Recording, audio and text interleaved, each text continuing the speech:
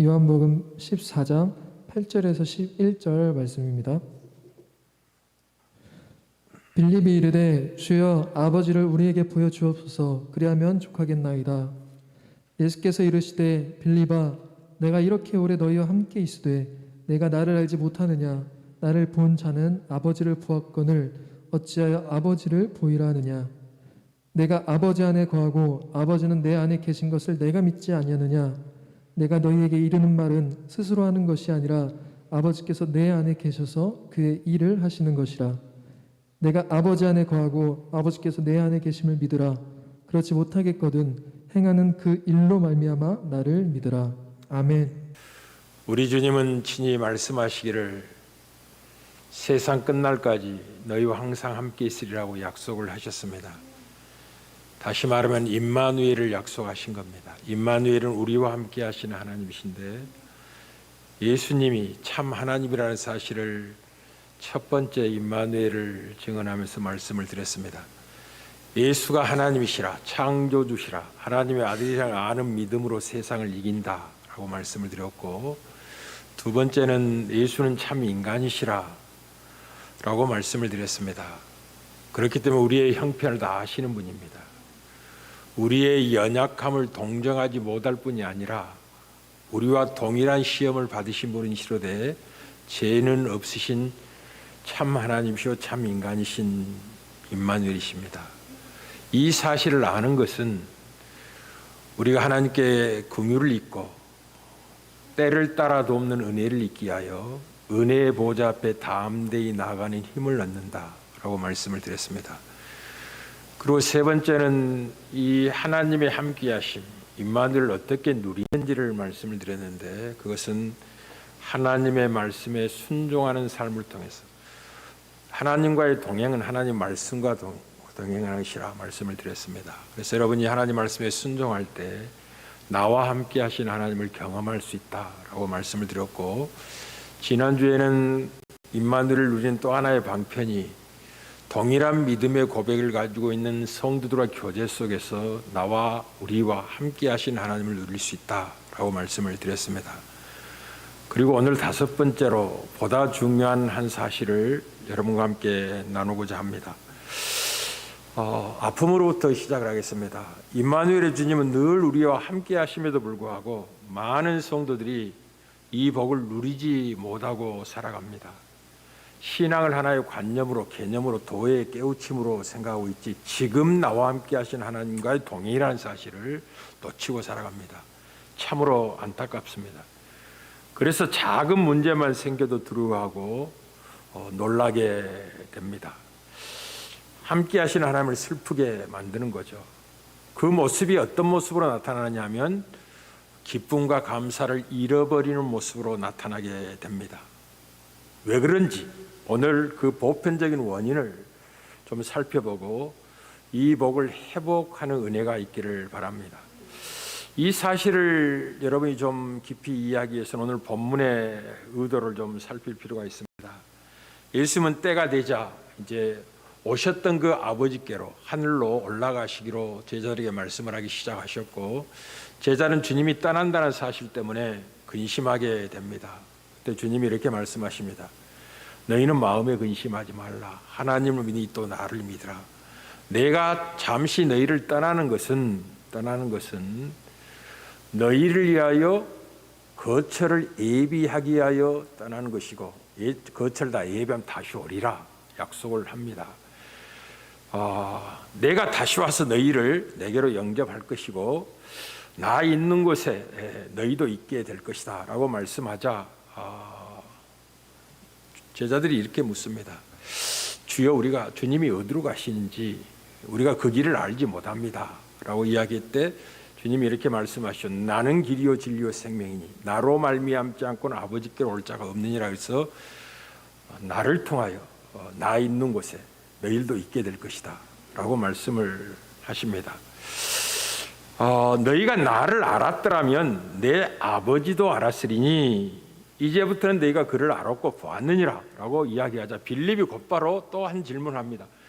우리에게 아버지를 보여주십시오. 하나님을 보여주시옵소서. 이렇게 반문하자 예수님이 이렇게 대답을 하신 거예요. 빌립아, 내가 이렇게 오래 너희와 함께 있었음에도 불구하고 네가 나를 알지 못하느냐라고 하시면서 나를 본 자는 아버지를 보았거늘 어찌하여 아버지를 보이라 하느냐라고 하여 하나님의 영광의 광채시여 본체 형상이신 예수님이 하나님이 사람의 몸을 입고 저희들과 함께 있음에도 불구하고 저희들이 알아보지 못했다는 거죠. 하나님이 함께하고 있는지를 알지 못하고 있었던 겁니다. 왜 그러냐 하면 하나님이 우리와 함께 한다면 이런 모습일까라는데 그 문제가 있었습니다. 쉽게 말하면 하나님이 어떻게 일하시며 지금 어떻게 우리와 함께하고 있는지를 모르기 때문에 자기들 생각으로 하나님이란 이런 모습으로 나타나셔서 우리 함께 하실 것이라는 기대 속에서 지금 함께하고 있는 걸 놓치고 있는 거죠. 여러분들이 주님이 지금 어떻게 우리와 함께 하신 걸 놓치게 되면 이 빌립과 같은 질문을 누구나 할 수밖에 없을 것입니다. 하나님이 어떤 방식으로 우리와 함께 하시고 어떻게 일하고 계신지를 모르면 임마누엘의 복을 잃어버리게 됩니다. 그렇게 되면 신앙이 어떻게 되느냐 하면 변질되고 다른 곳에서 만족을 얻고자 하게 됩니다. 임마누엘을 누리지 못하면 보편적으로 이렇게 신앙이 변질됩니다. 어떻게 변질되냐면 그 신앙이 형식화됩니다. 지금 살아계신 주님과 동행을 못하면 신앙은 단순하게 형식적으로 변질되고 마는 거죠. 주님을 향한 열정을 잃어버리게 되는 것입니다. 이 문제를 요한계시록에서 7교회 중에 라오디아 교회를 통해서 집중적으로 주님이 다루셨다는 걸 기억하십시오. 신앙이 형식화되면 신앙이 차지도 않고 덥지도 않고 미지근한 상태로 전락하게 되면 신앙을 버릴 수도 없고 그렇다고 붙잡는 것에 대한 열정을 잃어버렸기 때문에 그것이 어떤 의미를 갖는지 모르고 다만 쫓아가는 것에 불과하죠. 신앙을 열정을 잃어버렸기 때문에 그렇습니다. 그래서 라오디게아 교회 사자에게 편지를 통해서 하신 주님의 음성을 들을 줄 알아야 됩니다. 주님이 요한계시록 3장 15절 16절 이렇게 말씀하시면 내가 내 행위를 아노니 내가 차지도 아니하고 뜨겁지도 아니하도다. 내가 차지도 뜨겁든지 하기를 원하노라. 내가 이같이 미지근하여 뜨겁지도 아니하고 차지도 아니하니 내 입에서 너를 토하여 버리라 라는 정도로 열정을 잃어버린 형식화된 신앙, 주님과 동행을 잃어버린 그 교회의 아픔을 그렇게 책망하십니다. 두 번째는 여러분이 임마누엘 주님을 누리지 못하는 이유가 무엇이냐면 무엇이 중요한지를 모르고 헛된 것을 쫓고 자랑하기 때문에 그렇습니다. 아주 중요한 말씀입니다. 무엇이 중요한 걸 아는 것이 지혜입니다. 지식입니다. 중요한 곳에 사람은 시간을 쏟고 에너지를 투자할 수밖에 없도록 되어 있어요. 그런데 중요한 것을 왜곡시키거나 놓쳐버리게 되면 헛된 것에 시간을 빼앗기고 헛된 것을 자랑하게 되는 거죠. 우리 주님이 라오디아 교회를 그렇게 책망을 하십니다. 계시록 3장 10절 18절입니다. 네가 말하기를 나는 부자라 부유하여 부족한 것이 없다니. 사실 이 라오디아 교회는 물이 좋고 그 안약을 만들 수 있는 의약품을 만들 수 있는 그 도시여서 물자 교환이 많았고 상당히 부가 다른 도시보다는 좀 넉넉한 곳이었습니다. 그래서 라오디아 성도들이 먹고 배부르고 좀 부유하게 살게 되자 그렇게 자랑하게 된 것. 나는 부자라 부유하 부족한 것이 없다니 내 공고한 것과 가련한 것과 가난한 것과 눈먼 것과 벌거벗은 것을 알지 못하고. 실상은 그들이 공고하고 가련하고 가난하고 눈이 멀고 벌거벗고 있음에도 불구하고 먹고 배부르니까 나는 부자라 부유하여 부족한 것이 없다라는 잘못된 판단을 하고 있었다는 거죠. 그래서 주님이 이렇게 권면합니다. 내가 너를 권하노니 내게서 불로 연단한 금을 사서 부유하게 하고 내게서 흰 옷을 사 입어 벌거벗은 수치를 가리고 내게서 안약을 사서 눈에 발라 보게 하라. 그들은 보지 못하고 있었고 벌거벗은 수치를 느끼지 못하고 있었습니다. 그들이 얼마나 가난한 존재, 예수를 놓치면 얼마나 가난한 존재라는 사실을 그들이 모르고 있었던 겁니다. 그래서 임마들을 누리지 못하는 이유 중에 두 번째는 무엇이 중요한지를 모르고 헛된 것을 자랑하게 되면 지금 나와 함께 하신 주님을 놓치게 됩니다.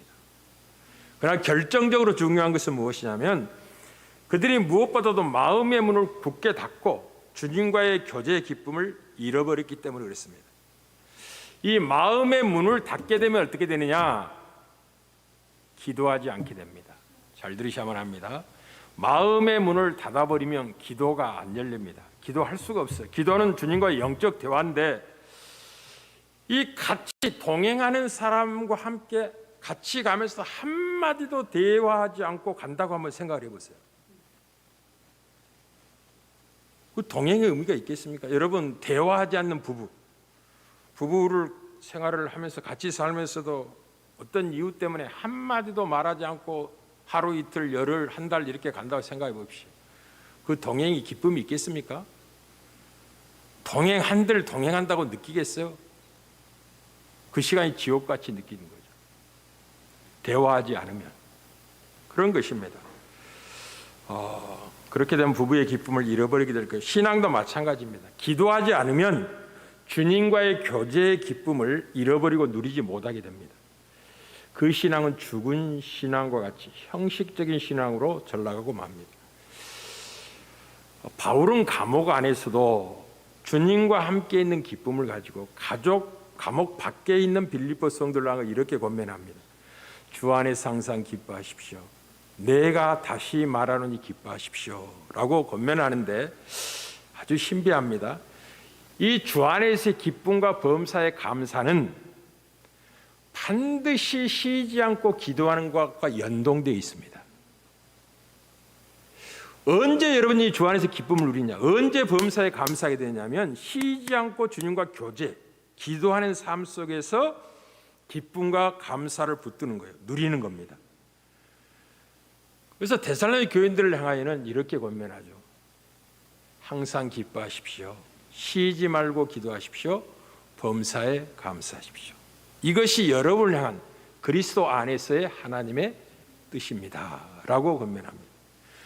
기쁨과 감사 사이에 뭐가 있다고요? 쉬지 않고 기도하는 주님과의 교제의 삶이 있는 겁니다. 주님과 교제한다면 여러분들이 어디에 있든지 기쁨을 잃지 않을 것입니다. 바울과 실라가 그렇게 빌립보 감옥에서 매를 엄청나게 맞고 감옥 속에 있었음에도 불구하고 그 안에서 기도하고 찬송할 수 있었던 이유가 거기에 있었습니다. 그곳에서 주님과 함께 하고 있었던 거죠. 그래서 라우디아 교회 사자에게 주님은 이렇게 말씀하십니다. 마음의 문을 열라고. 내가 사랑하는 자를 위하여 책망하노니 나와 교제를 회복하라고, 기도의 삶을 회복하라고 그렇게 권면합니다. 그 말씀을 요한계시록 3장 20절에 이렇게 표현하셨습니다. 볼지어다 내가 문 밖에 서서 들으노니 누구든지 내 음성을 듣고 문을 열면 내가 그에게로 들어가 그와 더불어 먹고 그는 나와 더불어 먹으리라. 말씀은 교제를 회복하자, 함께하는 기쁨을 함께 누리자 라고 말씀을 하시는 거죠. 아주 중요한 말씀을 여러분에게 드립니다. 이 코로나19가 얼마나 여러분의 신앙을 주님과의 교제에서 멀게 했는지를 아셔야 됩니다. 믿음은 들음에서 납니다. 들음에서 납니다. 그리고 그 들음은 아무 말이나 듣는 게 아닙니다. 여러분이 뉴스를 틀어놓고 뭐 드라마를 틀어놓고 수많은 이야기 사건들을 들어도 믿음이 자라지 않습니다. 믿음은 그리스도의 말씀을 들어야 돼요. 예수님이 누구시며 여러분을 위해서 어떤 일을 해가지고 지금 어떻게 여러분과 함께하고 있는지를 끊임없이 들을 때 믿음이 생기는 겁니다. 믿음이. 그래서 예배가 얼마나 중요한지 몰라요. 제가 금요일 날 철야 예배 때 말씀을 증언하고 집에 가서 제가 증언한 메시지를 제 설교를 한 10번 정도 들어봤습니다. 감격스럽대요. 제가 제 설교 듣고 감격스럽다니까 좀 우습습니다만은, 야 정말 왜 이런 말씀을 이 성도들이 잘 안 들으려고 그러지? 왜 깊이 반복해서 안 들으려고 그러지? 하는 생각이 들 정도로 우리 사모한테 그랬습니다. 그랬더니 우리 사모가 자기는 매일 듣는데, 그래서 얼마나 고마운지 모르겠어요. 가장 가까이 있는 사모가 제 설교를 싫어하고 멀리 한다면 저는 실패한 거죠. 가장 가까이 있는 사람이 가장 정확히 하는 겁니다. 가장.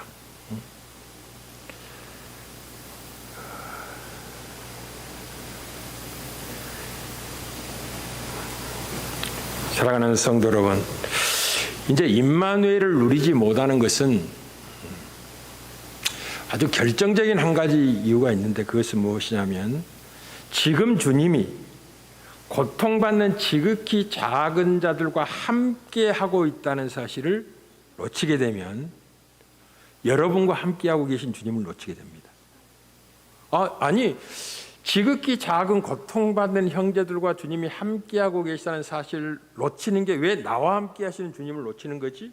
라고 반문할 수가 있죠. 그러나 주님이 이 사울을 부르실 때, 바울 되는 사울을 부르실 때 아주 중요한 말씀을 하십니다. 뭐라고 말씀하시냐면, 사울이 길을 가고 있을 때 다메섹에 가까이 이르게 되자 호련히 하늘로부터 빛이 그를 둘러 비치게 됩니다. 그가 땅에 엎드러져 들었는데 소리가 있어 그 소리의 음성을 들어봤더니, 사울아 사울아 네가 어찌하여 나를 박해하느냐라고 물으셨습니다. 그때 사울은 이렇게 반문하고 주여 누구십니까? 라고 물었더니 주님이 또다시 대답하시기를 나는 네가 박해하는 예수라 라는 대답을 하셨습니다. 굉장히 희한한 질문과 대답이었습니다. 무슨 말이냐면 주님은 이렇게 묻지 않으셨음을 기억하셔야 됩니다. 사울아 사울아 어찌하여 네가 내 백성을 박해하느냐 이렇게 묻지 않았습니다. 사울은 예수님을 박해하는 현장이 없었습니다. 그러나 이제 예수님이 죽으시고 부활하시고 승천한 다음에 성령 충만한 제자들을 잡기 위해서 혈안이 됐던 인물 아닙니까? 그런데 예수님은 그 형제들을 박해하는 것을 자기를 박해하는 것으로 말씀을 하신 거죠. 두 번이나 강조한 거. 사울아 사울아 네가 어찌하여 나를 박해하느냐. 주여 누구십니까? 물었을 때 나는 네가 박해하는 예수라고 말씀하시므로 예수님을 믿음으로 말미암아 주를 영접한 자 안에 주님이 계시다는 사실을 분명히 하신 겁니다. 여러분 안에 성령이 계십니다. 기억하십시오. 주님의 말씀을 기억해야 합니다. 예수를 믿는 지극히 작은 형제들과 주님이 함께하고 있다는 걸 여러분이 알지 못하면 여러분 안에 계신 하나님도 놓치게 되는 겁니다. 이 하나님과의 관계는 언제나 사람과의 관계 속에서 확인을 하도록 되어 있는 것입니다. 나와 하나님 관계가 좋아요. 하늘에 매일 기도했더니 환상이 열리고 신령한 소리가 들리고 하면서도 형제를 미워하고 살아가지 않는다면 그 환상과 이상한 소리 듣고 기적과 표적을 보는 모두 맞짝 꽝입니다. 아무 유익이 없어요. 아무 유익이 없어요. 그 영혼을 피폐케 합니다. 결국 잘못된 길로 끌고 가고 말아요.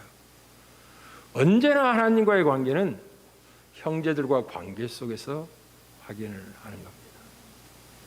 그러니 여러분이 주님과의 좋은 관계를 맺고 있다는 걸 무엇으로 확인해야 되냐면 여러분 남편과 아내의 관계 속에서 1차적으로 확인하셔야 됩니다. 여러분의 남편이 여러분을 인정하고 있어야 됩니다. 여러분의 아내가 여러분을 인정해야 됩니다. 가장 가까이 있는 사람이 가장 정확히 알고 보는 겁니다. 지난 세월은 내가 좀 흠먹고 점 많고 참 못난 모습을 보였다는 세월 속에 좀 변화가 나타나죠. 성화가 일어나야 되는 거죠. 완전해서가 아니라 어제보다 오늘 바뀐 조금의 모습 속에 크게 기뻐하고 만족할 수 있는 게 인생입니다. 우리는 완벽해서 만족하지 않습니다. 조금만 바뀌어도 크게 기뻐하는 게 관계입니다. 지난 세월의 삶이 어떠했든지 간에 변화와 성숙을 세월 속에 가져야 돼요. 그게 주님과 함께하고 있는 증거입니다. 사랑하는 성도 여러분, 누구를 향한 어떤 섬김은 모두 주님을 향한 섬김이라는 걸 잊지 마십시오. 선교 현장을 위해서 여러분이 기도하고 그리고 여러분이 땀 흘려 수고한 그 헌신의 대가인 그 소중한 재물들을 가지고 성경을 보내고 이 하는 모든 것들은 그 선교 현장을 섬기는 것까지 실제적으로는 주님을 섬기고 있는 겁니다. 누구를 섬기고 있는 거라고요? 그리스도인들의 모든 섬김은 주님을 섬기는 겁니다. 왜냐하면 그런 모든 것들이 성령으로 심는 것이기 때문에 그렇습니다. 성도를 섬기는 것, 고통받는 이웃을 선한 행위로 섬기는 이 모든 것들은 주님을 섬기는 삶입니다. 왜냐하면 무엇이든지 우리는 다 주 예수의 이름으로 하는 사람들이기 때문에 그렇습니다. 이런 것들이 지금 우리가 임마누엘을 누리고 있는가에 대한 증거입니다. 여러분이 선한 일 행을 성령으로 심으면서 고통받는 형제를 살피고 선교 현장을 돌아보고 기도하고 이 하나님의 나라의 전초기지와 같은 거룩한 교회를 사랑하면서 헌신하고 봉사하고 있는 삶 자체가 임마누엘임을 누리고 있는 증거죠. 우리 주님은 정확히 요한복음 13장 20절 이렇게 말씀을 하셨습니다. 내가 진실로 진실로 너희에게 이르노니 내가 보낸 자를 영접하는 자는 나를 영접하며 나를 영접하는 자는 나를 보내신 하나님을 영접하는 것이니라 라고 말씀을 하십니다. 그리고 종말의 때 인자의 영광을 얻으신 주께서 심판의 보좌에 앉으셔서 양과 염소를 이렇게 분리해 내실 때 양들에게 중요한 말씀을 하죠. 내가 굶주릴 때 너희가 먹을 것을 주었고 내가 헐벗었을 때 너희가 입을 것을 주었으며 내가 아팠을 때 너희들이 찾아보았고 내가 옥에 갇혔을 때 돌아보았다.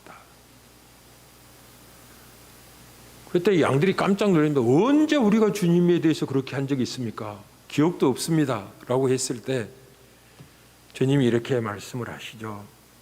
임금이 대답해 이르시되 내가 진실로 진실로 너희에게 이르노니 너희가 여기 내 형제 중에 지극히 작은 자 하나에게 한 것이 곧 내게 한 것이니라 라고 말씀을 하십니다. 임마누엘을 누리는 비밀이죠. 그런 것들은 하나님의 말씀의 핵심이며 순종하는 삶에 누리게 된 비밀인데요. 오늘 이 임마누엘을 기도와 연결시키면서 1차적으로 먼저 여러분에게 증언합니다. 신앙의 열정을 회복하셔야 됩니다. 게으르지 말고 부지런하나 열심을 품고 주를 섬겨야 됩니다. 게으른 것만큼 악한 것이 없습니다. 우리가 예수를 만나기 전에는 게으름이 습관이 되어 있을 수 있습니다. 이방인처럼 아침 8시, 9시, 10시에 일어나고 먹고 마실 거 다 준비되었고 더 이상 열심히 일하고 할 필요가 없으니까 급하게 서둘고 있어. 이렇게 살았을 수 있습니다. 그런데 예수를 만나고 나면요. 생이 뒤바뀌는 거예요. 나를 위해서 십자가에 못 박혀 죽으시면 나를 사랑하신 주님이 나를 향해 가진 기대와 이 계획이 있는데 그 계획에 미치지 못한 자기 자신을 발견하고 한없이 아파하면서 초놈을 아껴서 주의 명령에 순종하고자 하는 삶을 부지런함으로 나타내게 됩니다. 그러니 게으르지 말고 부지런하고 열심을 품고 주를 섬겨야 합니다. 열심을 품고 주를 섬겨야 됩니다. 형식적인 신앙을 회개해야 됩니다. 이 라오디아 교회의 사자에게 주님이 그렇게 말씀을 하시고 나는 아멘이다. 나는 충성되고 참된 증인이다. 창조의 근본인 하나님이다 라고 말씀하면서 내가 사랑하는 자를 책망하노니 열심을 내라 회개하라고 말씀하십니다. 나는 아멘이다. 충성되고 참된 증인이란 말씀이 무슨 말이죠? 나는 하나님이 나에게 명하신 모든 것에 대해서 아멘으로 받았고 그 아멘한 그것을 선한 열매를 위하여 충성되고 참된 증인으로서 십자가를 지기까지 온전히 순종했다. 그게 나다. 근데 그 나가 창조의 근본은 하나님이었다. 이 하나님의 열심으로 너희를 편들어 너희를 있게 했는데 차지도 덥지도 않는 미지근한 신앙이 말이 된다는 말이냐? 내가 사랑하는 자를 위하여 책망한다. 그러니 열심을 내라, 회개하라 라고 말씀을 하시는 거죠.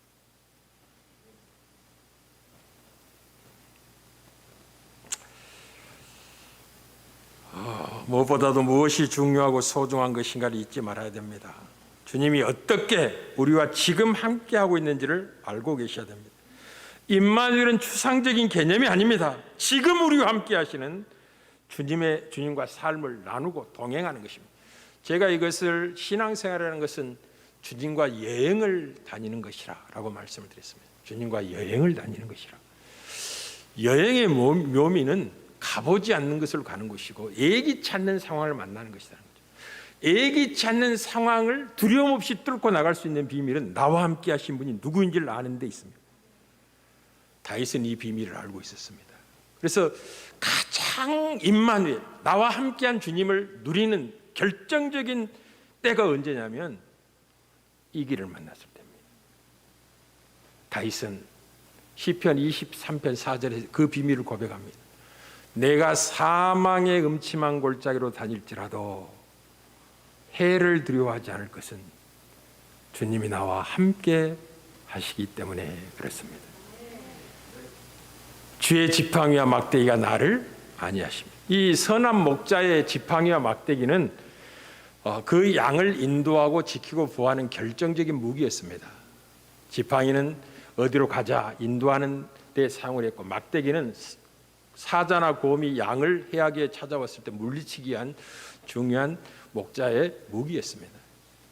주님의 지팡이와 막대기가 여러분을 안전하게 호위하고 지키고 계시다는 사실을 결정적인 이기의 때에 주님을 찾음으로 누리게 됩니다. 그래서 신앙의 이기는, 삶의 이기는 코로나19와 같은 이 팬데믹은 주님을 만날 수 있는, 나와 함께 하신 주님이 지금 현재적으로 약속을 실천하고 계시다는 것을 경험하는 결정적인 은혜의 때입니다. 두려워 숨을 때가 아니라 오전에 잠깐 말씀을 드렸습니다. 흔들리지 않는, 바람에 흔들리지 않고 버티고 있는 것이 견고한 것이 아니라고요. 여러분 요즘은 이제 전신주가 다 다릅니다. 예전에는 큰 통나무에 콜타를 칠해가지고 전신주를 세웠잖아요. 그건 죽은 나무를 세워놓은 거거든요. 그럼 바람이 불고 해도 흔들리지 않고 견고히 서 있습니다. 흔들리지 않고. 그러나 그것을 견고하다고 하지 않습니다. 신앙의 견고함이라는 것은 생명력이 있는 것입니다. 죽은 나무가 바람에 흔들리지 않는 게 아니라 살아있는 나무가 바람에 맞서 바람이 불 때마다 더욱더 뿌리를 깊이 내리면서 양분을 빨아들여 잎을 내고 열매를 맺는 역동적인 살아있는 작용을 하는 것을 견고함이라고 하는 것입니다. 그러니 코로나19 같은 강한 바람, 폭풍과 이는 것 같은 경험하지 못한 세월을 우리가 만났잖아요. 이때 견고함을 가진 신자는 더욱더 주님께 달라붙어 있습니다. 뿌리를 내리고 그분을 찾고 그분을 만나는 은혜의 기간, 성숙과 변화의 기회로 삼습니다. 그리고 뜻을 정하는 거죠. 지난 세월 무의도시감이 안일하게 이런 좋은 세월이 언제까지 주어질 걸 오해하고 살았는데 내일이 우리의 날이 아니구나 라는 사실을 알고 오늘을 지혜롭게 살죠. 하나님의 뜻에 부족하는 삶을 살게 되는 것입니다. 사랑하는 성도 여러분, 주님이 함께 하심을 누린다면 무엇이 여러분을 두렵게 하겠습니까? 다윗의 고백은 날마다 우리의 고백이 될 수 있다는 걸 기억하십시오. 다윗은 시편 27편 1절에서 3절에서 이렇게 고백합니다. 여호와는 나의 빛이요 나의 구원이시니 내가 누구를 두려워하겠는가? 여호와는 내 생명의 능력이시니 내가 누구를 무서워하겠는가? 악인들이 내 살을 먹으려고 내게로 왔으나 나의 대적들 나의 원수들인 그들은 실족하여 넘어졌도다. 군대가 나를 대적하여 진칠지라도 내 마음이 두렵지 아니하며 전쟁이 일어나 나를 치리할지라도 나는 여전히 태연하리로다. 인간이 경험할 수 있는 최고의 두려운 것이 전쟁과 군대입니다. 여러분, 경찰이 여러분의 집에 찾아와도 겁이 나는 거예요. 경찰이 괜히 문을 뚝뚝 뚫어서 문 열어주세요.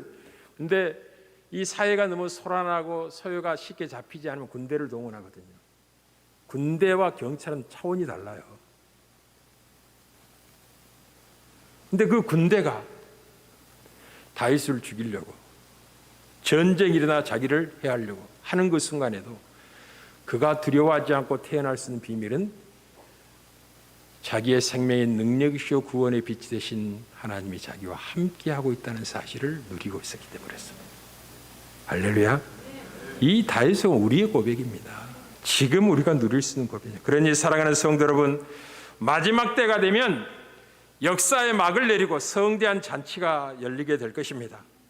영원히 주님과 함께 하리라고 약속이 되어 있습니다. 하지만 지금 하나님의 자녀인 여러분들은 지금 예수님과 함께 먹고 마실 수 있다는 걸 기억하셔야 됩니다.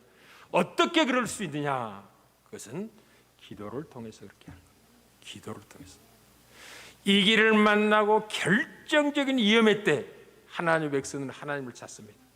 주여 도와주소서. 간절히 하나님을 찾을 때 하나님이 만나 주십니다. 그 문제에 개입하시고 찾아오셔서 길을 여시고 해결해 주십니다. 그때 그분이 나와 함께하고 계시다는 사실을 알게 됩니다. 할렐루야. 아멘을 크게. 우리 성도는 너무 겸손해요. 너무 예의가 많아요. 왜냐하면 처음부터 제가 아무 때나 아멘하지 말라고 했기 때문에 좀 조심스럽기도 하죠. 그러나 아멘할 때는 아멘 하셔야 됩니다.